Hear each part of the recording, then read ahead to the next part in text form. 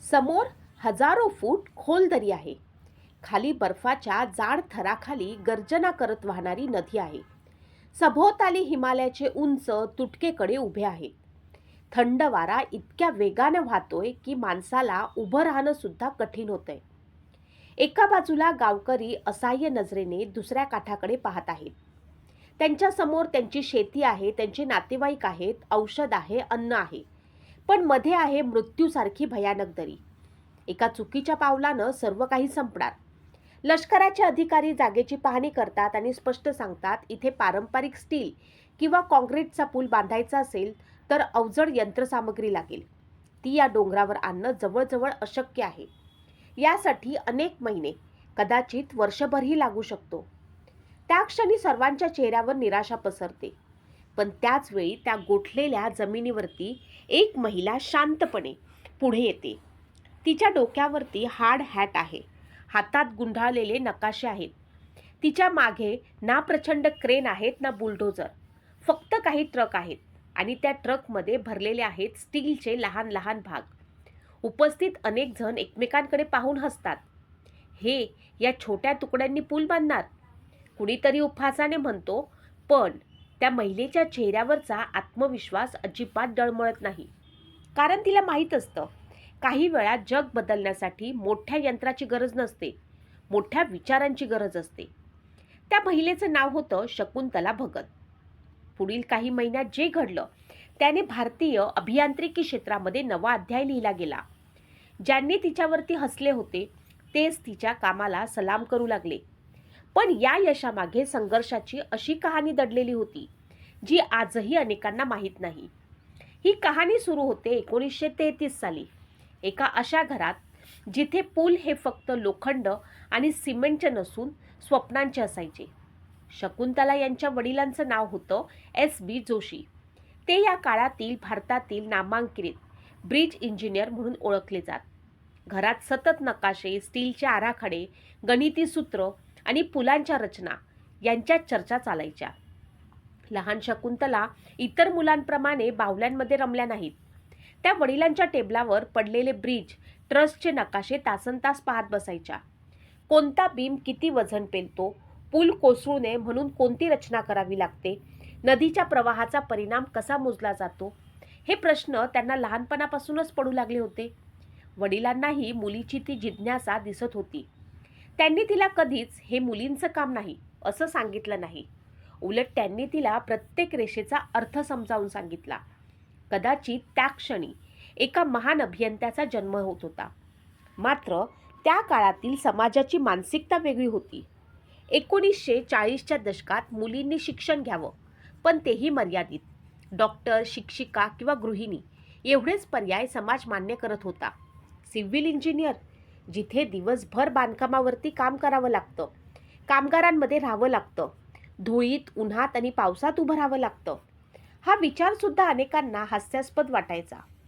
पण शकुंतला भगत यांनी ठरवलं होतं, त्या स्वतःचा मार्ग स्वतःच तयार करणार आणि तो मार्ग सोपा नसणार याची त्यांना पूर्ण जाणीव होती.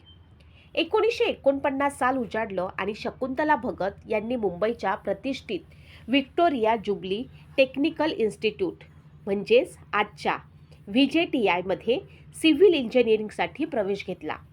त्या दिवशी त्या पहिल्यांदा वर्गात शिरल्या तेव्हा क्षणभर संपूर्ण लेक्चर हॉलमध्ये शांतता पसरली. जवळपास प्रत्येक नजरेत एकच प्रश्न होता, ही इथे कशी? कारण त्या वर्गात त्या एकट्याच मुलगी होत्या. काहींना कुतूहल वाटलं, काहींनी आश्चर्य, तर काहींना खात्री होती की ही मुलगी काही दिवसातच हा अभ्यासक्रम सोडून जाईल. त्या काळात मुलीने सिव्हिल इंजिनिअरिंग निवडणं म्हणजे समाजाच्या चौकटीला थेट आव्हान देणं होतं. पण शकुंतला यांनी कोणत्याही नजरा किंवा कुजबूज याची पर्वा केली नाही. त्यांचं ध्येय स्पष्ट होतं. त्या रोज वर्गात सर्वात आधी पोहोचत, प्रत्येक विषय मन लावून शिकत आणि प्रयोगशाळेत तासनतास मेहनत घेत. State of material, structural analysis, design of steel structure, fluid mechanics, प्रत्येक विषय त्या इतक्या बारकाईनं समजून घेत होत्या की अनेकदा त्यांच्याकडेच इतर विद्यार्थी शंका विचारायला येऊ लागले. सुरुवातीला ज्या नजरा त्यांच्याकडे संशयानं पाहत होत्या त्या हळूहळू आदराने झुकू लागल्या. 1953 त्यांनी सिव्हिल इंजिनिअरिंगची पदवी यशस्वीरित्या पूर्ण केली. त्यावेळी त्या भारतातील पहिल्या महिला सिव्हिल इंजिनियर म्हणून ओळखल्या जाऊ लागल्या. हा फक्त त्यांचा वैयक्तिक विजय नव्हता, त्या भारतातील हजारो मुलींसाठी आशेचा किरण होता. त्यांनी दाखवून दिलं होतं की बुद्धिमत्तेला लिंगाचं बंधन नसतं. पदवी घेतल्यानंतर त्यांच्यासमोर अनेक संधी होत्या, पण त्यांना अजून शिकायचं होतं. त्यांनी अमेरिकेतील युनिव्हर्सिटी ऑफ पेन्सिल्व्हेनिया मधील स्ट्रक्चर इंजिनिअरिंगमध्ये उच्च शिक्षण घेतलं. त्या काळात परदेशात जाऊन शिक्षण घेणं हेच मोठं आव्हान होतं. नवीन देश, नवीन तंत्रज्ञान, नवीन संशोधन आणि जगभरातील बुद्धिमान विद्यार्थ्यांमध्ये स्वतःचं स्थान निर्माण करणं सोपं नव्हतं. पण शकुंतला भगत यांनी पुन्हा एकदा आपल्या मेहनतीच्या जोरावर सर्वांना प्रभावित केलं. त्यांनी आधुनिक स्टील स्ट्रक्चर, मोठ्या स्पॅनचे पूल, भार वहन क्षमता, थकवा विश्लेषण, नवीन बांधकाम तंत्रज्ञानाचा सखोल अभ्यास केला. त्यानंतर त्यांनी जर्मनी आणि इंग्लंडमध्येही प्रशिक्षण घेतलं. युरोपमधील अत्याधुनिक अभियांत्रिकी पद्धती त्यांनी जवळून पाहिल्या. परदेशातील अनेक कंपन्यांनी त्यांना तिथेच काम करण्याच्या संधी दिल्या. उत्तम पगार, आधुनिक प्रयोगशाळा आणि आरामदायी आयुष्य त्यांच्या समोर होतं. पण त्यांच्या मनात एकच विचार होता, मी जे शिकले आहे त्याचा सर्वात जास्त उपयोग माझ्या देशाला व्हायला हवा. आणि म्हणूनच त्यांनी भारतात परतण्याचा निर्णय घेतला. भारतात परतल्यानंतर त्या IIT मुंबईमध्ये सहाय्यक प्राध्यापक म्हणून रुजू झाल्या. त्या काळात IIT मुंबई नुकतीच देशातील सर्वोत्तम तांत्रिक संस्थांपैकी एक म्हणून विकसित होत होती. शकुंतला भगत यांनी विद्यार्थ्यांना केवळ पुस्तकातील सिद्धांत शिकवले नाहीत, तर प्रत्यक्ष आयुष्यात अभियांत्रिकीचा उपयोग कसा होतो हे शिकवलं. काही काळात त्या हेवी स्ट्रक्चर्स लॅबच्या प्रमुख बनल्या. त्यांच्या मार्गदर्शनाखाली अनेक संशोधन प्रकल्प सुरू झाले. पण वर्गात शिकवत असताना त्यांच्या मनात एक प्रश्न दिवसेंदिवस अधिक तीव्र होत होता. भारतात पूल बांधायला इतका वेळ का लागतो? प्रत्येक पुरानंतर एखादा पूल वाहून गेला की संपूर्ण गाव जगापासून तुटून जायचं. दुर्गम भागात नवीन पूल उभारण्यासाठी अवजड यंत्रसामग्री पोचवणं जवळजवळ अशक्य व्हायचं. अनेकदा लोकांना महिनोन्महिने, कधी वर्षानुवर्ष प्रतीक्षा करावी लागायची. त्यांना वाटायचं, यासाठी काही वेगळा मार्ग असलाच पाहिजे. असा पूल असला पाहिजे जो लवकर उभा राहील, मजबूत असेल आणि दुर्गम भागात सहज नेता येईल. हा विचार त्यांच्या मनातून जात नव्हता. दिवसा त्या विद्यार्थ्यांना शिकवत आणि रात्री घरी परतल्यावर पुन्हा नकाशे, स्टीलचे नमुने आणि गणिती मांडणी यामध्ये हरवून जात. त्यांच्या या प्रवासात त्यांचे पती अभियंता अनिरुद्ध भगत खंबीरपणे सोबत उभे होते. दोघंही अनेकदा रात्री उशिरापर्यंत स्टीलच्या छोट्या मॉडेल्सवर प्रयोग करत असत. घरातील डायनिंग टेबल हळूहळू एका छोट्याशा संशोधन प्रयोगशाळेत बदललं. त्यांना अजून माहीत नव्हतं की या छोट्या प्रयोगातून अशी एक कल्पना जन्माला येणार आहे, जी पुढे भारतातील दुर्गम भागांना जोडण्याचं काम करेल. रात्र वाढत जायची, पण शकुंतला भगत आणि अनिरुद्ध भगत यांच्या घरातील दिवे मात्र पहाटेपर्यंत सुरू असायचे. टेबलावर चहाचे रिकामे कप पडलेले असायचे. आजूबाजूला स्टीलचे छोटे मोठे नमुने विखुरलेले असायचे. कागदावर गणिती सूत्र, रेखाचित्र आणि असंख्य आकडे लिहिलेले असायचे. एका समस्येचं उत्तर शोधण्यासाठी दोघंही तासनतास चर्चा करायचे. प्रश्न फक्त पूल बांधण्याचा नव्हता. प्रश्न होता, असा पूल तयार करता येईल का जो दुर्गम भागात कोणत्याही अवजड यंत्राशिवाय उभा करता येईल? असा पूल जो ट्रकमध्ये भरून नेता येईल, हाताने जोडता येईल आणि तरीही हजारो टनांचा भार पेलू शकेल. त्या काळात जवळजवळ प्रत्येक स्टीलचा पूल जागेवरच तयार केला जात असे. मोठमोठे स्टीलचे गर्डर, वेल्डिंग, रिवेल्टरिंग, प्रचंड क्रेन, अवजड यंत्रसामग्री याशिवाय पूल उभा राहू शकत नाही, अशी जगभरातील धारणा होती. पण शकुंतला भगत यांना वाटत होतं की ही पद्धती बदलली पाहिजे. त्यांनी विचार केला, जर मुलांच्या खेळण्यातील ब्लॉक्स एकमेकांना जोडून मोठी रचना तयार करता येते, तर स्टीलच्या मजबूत मॉडेल्समधून पूल का तयार होऊ शकत नाही? हा विचार जितका सोपा वाटत होता, तितकाच त्याची अंमलबजावणी कठीण होती. कारण प्रत्येक स्टीलचा भाग असा असायला हवा होता की जो वेगवेगळ्या लांबीच्या आणि रुंदीच्या पुलांसाठी वापरता येईल. त्याचबरोबर प्रत्येक जोड इतका मजबूत हवा होता की पुलावरून सैन्याची वाहने, ट्रक आणि जड यंत्रसामग्री देखील सुरक्षितपणे जाऊ शकेल. अनेक महिने त्यांनी विविध डिझाईन्स तयार केले. एखादा नमुना चाचणीत तुटायचा तर पुन्हा सुरुवातीपासून गणित मांडावं लागायचं. कधी जोड सैल पडायचे तर कधी भार सहन करण्याची क्षमता कमी पडायची. अनेकदा सलग आठवडे मेहनत करून तयार केलेलं मॉडेल एका चाचणीत अपयशी ठरायचं. पण त्या प्रत्येक अपयशातून त्या काहीतरी नवीन शिकत होत्या. अखेर त्यांच्या अथक परिश्रमातून 2 महत्त्वपूर्ण शोध जन्माला आले. क्वाडिकॉन मॉड्युलर ब्रिज सिस्टम आणि भगत युनिशियर कनेक्टर. ही केवळ नवीन उत्पादने नव्हती, ती भारताच्या गरजेनुसार तयार केलेली अभियांत्रिकी क्रांती होती. या प्रणालीत पूल अनेक प्रमाणित स्टीलच्या मॉड्यूल्समधनं तयार केला जात असे. हे सर्व भाग कारखान्यात तयार करून लहान ट्रकमध्ये सहज भरता येत. दुर्गम डोंगर रस्त्यावरनं ते घटनास्थळी पोचवले जात आणि नंतर साध्या हातातील साधनांनी एकमेकांना जोडले जात. मोठ्या क्रेनची गरज नाही, जागेवर मोठ्या प्रमाणावरती वेल्डिंगची गरज नाही आणि महिनोन्महिने चालणाऱ्या कामाचीही गरज नाही. जिथे पारंपरिक पद्धतीने वर्षभर लागू शकत होतं, तिथे आता काही आठवड्यात पूल उभा केला जाऊ शकत होता. पण प्रत्येक मोठ्या शोधामागे या शोधालाही सुरुवातीला विश्वास मिळाला नाही. शकुंतला भगत आणि अनिरुद्ध भगत यांनी आपली संकल्पना सरकारी विभागासमोर आणि विविध संस्थांसमोर मांडली. त्यांना वाटत होतं की देशाच्या विकासासाठी ही कल्पना लगेच स्वीकारली जाईल, पण तसं झालं नाही. अनेक अधिकाऱ्यांनी त्यांच्या प्रस्तावाकडे संशयानं पाहिलं. काहींनी स्पष्ट शब्दात विचारलं, जर अमेरिका, जर्मनी किंवा इंग्लंडसारख्या प्रगत देशांनी अशी प्रणाली विकसित केली नसेल तर भारतात ती कशी तयार होऊ शकते? काहींना ही कल्पना अवास्तव वाटली तर काहींनी निधी देण्यास नकार दिला. त्या काळात संशोधनासाठी आर्थिक मदत मिळणं अत्यंत कठीण होतं. पण शकुंतला भगत यांनी हार मानली नाही. त्यांनी आणि अनिरुद्ध भगत यांनी स्वतःची मालमत्ता गहाण ठेवली. स्वतःच्या पैशातून प्रोटोटाईप तयार केले. प्रत्येक भागाची चाचणी केली, वारंवार सुधारणा केल्या. अनेकदा आर्थिक संकट इतकं वाढलं की पुढचा प्रयोग कसा करायचा हा प्रश्न निर्माण झाला. पण त्यांना आपल्या कल्पनेवरती पूर्ण विश्वास होता. त्यांना खात्री होती की हा पूल केवळ स्टीलचा नाही, तर भारताच्या दुर्गम भागांना विकासाशी जोडणारा पूल ठरणार आहे. त्यांच्या या चिकाटीचं फळ अखेर मिळालं. 1972 इन्व्हेन्शन प्रमोशन्स बोर्डने भगत युनिशियर कनेक्टरला सर्वोत्तम सन्मान प्रदान केला. ज्या लोकांनी कालपर्यंत त्यांच्या कल्पनेवरती शंका घेतली होती, तेच आता त्यांच्या संशोधनाचं कौतुक करू लागले. पण शकुंतला भगत यांच्यासाठी हा शेवट नव्हता. उलट इथूनच त्यांच्या आयुष्याची सर्वात मोठ्या प्रवासाची खरी सुरुवात होणार होती. कारण आता त्यांच्या शोधाची खरी परीक्षा हिमालयाच्या कठीण पर्वतरांगांवरती होणार होती, जिथे हजारो लोकांच्या आयुष्याचा प्रश्न एका पुलावरती अवलंबून होता.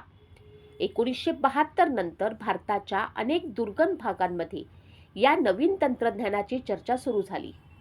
पण एखादा शोध प्रयोगशाळेत यशस्वी होणं आणि प्रत्यक्ष हिमालयाच्या कठीण परिस्थितीमध्ये स्वतःला सिद्ध करणं, या 2 पूर्णपणे वेगळ्या गोष्टी होत्या. खरी परीक्षा आता सुरू होणार होती. हिमाचल प्रदेशातील स्पिती व्हॅली, समुद्र सपाटीपासून हजारो फूट उंचीवर वसलेला प्रदेश, वर्षातील अनेक महिने बर्फाने झाकलेला. हिवाळा सुरू झाला की रस्ते बंद, संपर्क तुटलेला आणि नदीच्या दोन्ही काठांवरील गावांचा एकमेकांशी संबंध संपलेला. अशाच एका ठिकाणी नवीन पूल उभारण्याचं काम शकुंतला भगत यांच्या टीमकडे आलं. सर्वांनी एकच प्रश्न विचारला, अवजड क्रेन नाही, बुलडोझर नाही, मोठमोठी यंत्र नाहीत, मग पूल उभा कसा राहणार? पण शकुंतला भगत यांना आपल्या प्रणालीवरती पूर्ण विश्वास होता. त्यांनी स्टीलचे सर्व मॉड्यूल्स लहान ट्रकमध्ये भरून त्या दुर्गम भागात पोचवले. अरुंद डोंगर रस्त्यांवरनं हे ट्रक हळूहळू पुढे सरकत होते. काही ठिकाणी रस्ता इतका अरुंद होता की एका बाजूला उंच डोंगर आणि दुसऱ्या बाजूला हजारो फूट खोल दरी दिसत होती. प्रत्येक वळणावरती मृत्यू दबा धरून बसल्यासारखा वाटत होता. पण टीमने हार मानली नाही. काम सुरू झालं. प्रत्येक स्टीलचा भाग काळजीपूर्वक जागेवर नेला गेला. मोठ्या मशीनऐवजी अभियंते आणि कामगारांच्या हातात स्पॅनर, बोल्ट आणि साधी साधनं होती. प्रत्येक मॉड्यूल अचूक मोजमापानुसार एकमेकांना जोडला जात होता. दिवसामागून दिवस मेहनत सुरू होती. थंडी इतकी कडाक्याची होती की हातातील साधनं पकडणं सुद्धा कठीण होत होतं. पण प्रत्येक दिवसाबरोबर पुलाचं रूप स्पष्ट होत गेलं. अखेर काही महिन्यात तो क्षण आला. दरीच्या एका टोकापासून दुसऱ्या टोकापर्यंत स्टीलचा मजबूत पूल उभा राहिला होता. चाचणीसाठी त्यावर जड वाहन नेण्यात आले. पूल स्थिर राहिला. पुन्हा अधिक वजन देण्यात आलं. तरीही तो अभिमानानं उभा राहिला. त्या दिवशी फक्त एक पूल तयार झाला नव्हता. भारतीय अभियांत्रिकीने स्वतःवरचा विश्वास पुन्हा जिंकला होता. अनेकांनी अशक्य म्हटलेलं काम शकुंतला भगत आणि त्यांच्या टीमने शक्य करून दाखवलं होतं. या यशानंतर त्यांना क्वानिकॉन मॉड्युलर ब्रिज सिस्टीमकडे संपूर्ण देशाचं लक्ष वेधलं गेलं. भारतीय लष्करानेही या यंत्रतज्ञाची दखल घेतली. कारण सीमावर्ती भागांमध्ये पूल म्हणजे केवळ वाहतुकीचं साधन नसतं, तर तो राष्ट्रीय सुरक्षेचाही महत्त्वाचा भाग असतो. जिथे एका पुलामुळे सैन्य काही तासात पोहोचू शकतं, तिथे त्याच पुलाशिवाय अनेक दिवसांचा विलंब होऊ शकतो. त्यामुळे हिमालयातील कठीण प्रदेश, काश्मीरमधील दुर्गम भाग, अरुणाचल प्रदेशातील घनदाट जंगल आणि इतर अनेक ठिकाणी या मॉड्युलर पुलांचा वापर होऊ लागला. एकामागून एक प्रकल्प यशस्वी होत गेले. शकुंतला भगत यांनी भारतात आणि परदेशात मिळून 200हून अधिक पुलांच्या रचना तयार केल्या आणि अनेक प्रकल्पांवरती प्रत्यक्ष देखरेख केली.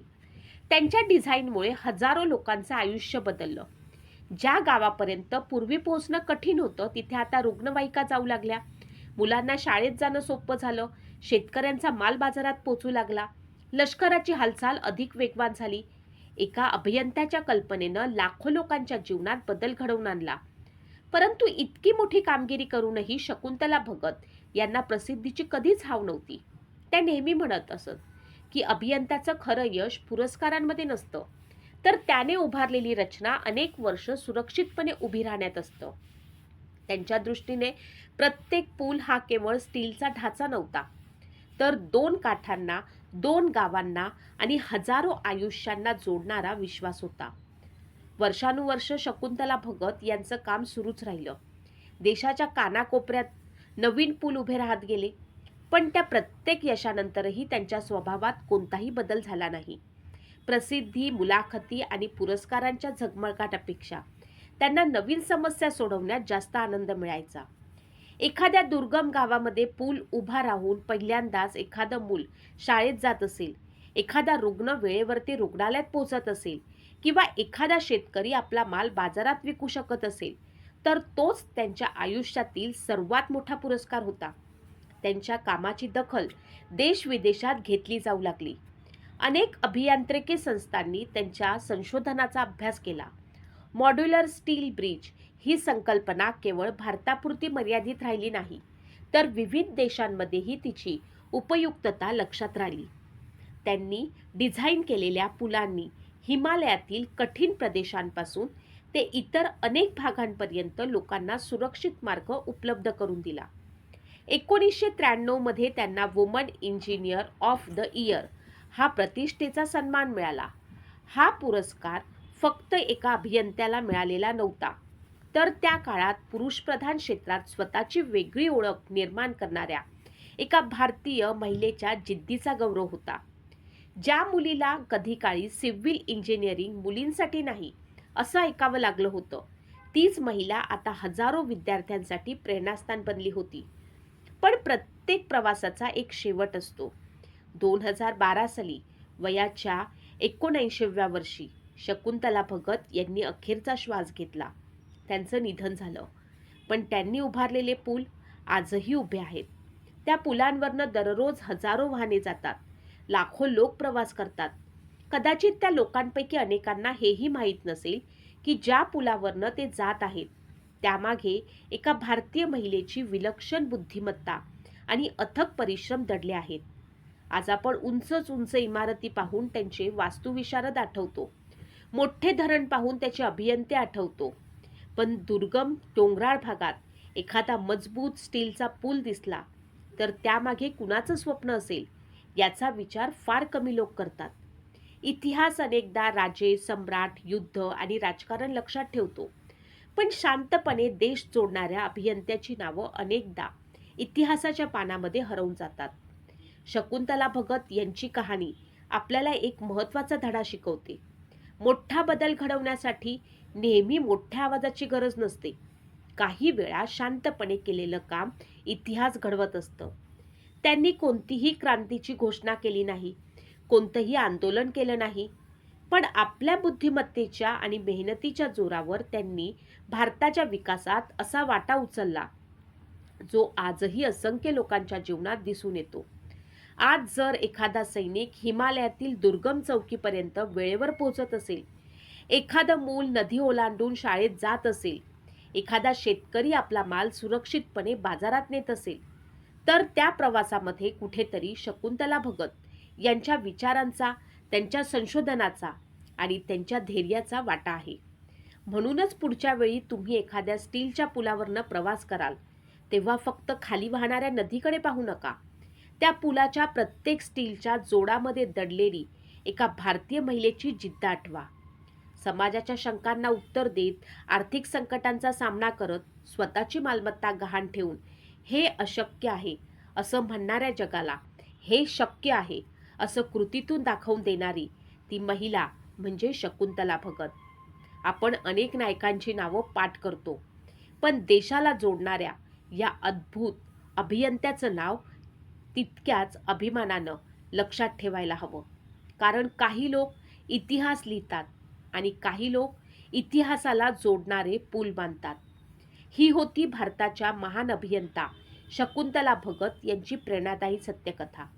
जर ही कथा तुम्हाला प्रेरणादायी वाटली असेल तर व्हिडिओला लाईक करा, शेअर करा आणि अशाच सत्य आणि प्रेरणादायी इतिहासातील दुर्लक्षित व्यक्तिमत्वांच्या कथा पाहण्यासाठी आपल्या चॅनलला नक्की सबस्क्राईब करा. धन्यवाद.